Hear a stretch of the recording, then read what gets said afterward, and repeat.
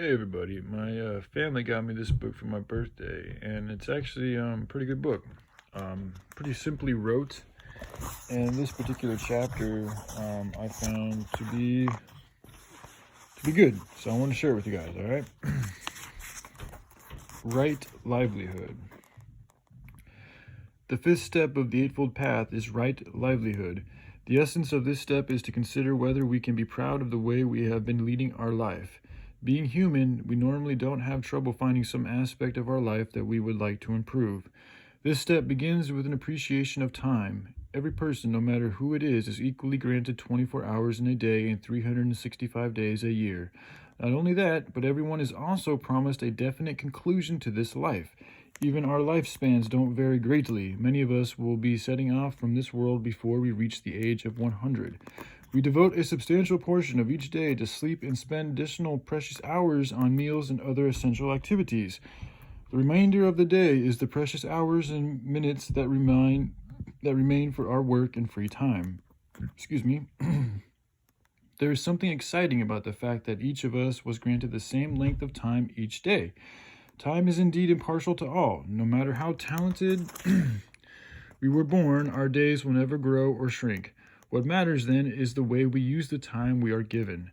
With these 24 hours per day, someone will rise into the presidency of the United States, and someone else will become a renowned scholar or a great thinker.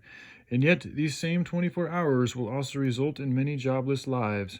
When we consider life solely in light of time, we see that these disparities are reflections of how meaningfully we have spent our days.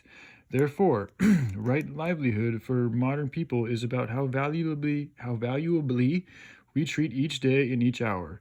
If we take it one step further, we can reflect on longer spans of months and years.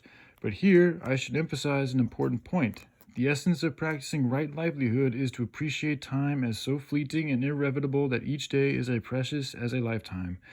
We rarely question whether there will be a tomorrow.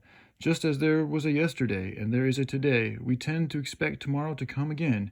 We must stop taking each day for granted and remember that there is no guarantee that tomorrow will ever arrive. That tomorrow will arrive. I'm sorry. So consider, what would you do if you knew that your life would come to a conclusion tonight, let's say at midnight? How would you live the remainder of that day? Would you have any regrets? Like many of us, you would probably have more regrets than you would like. After all is said and done, right livelihood, in a nutshell, is looking over your life as if today were your very last day and deciding how to spend the hours that have been left to you. Immediately, many of the things you would want to redo if you had the chance will dawn on you. So, will all the missed opportunities you have let go by?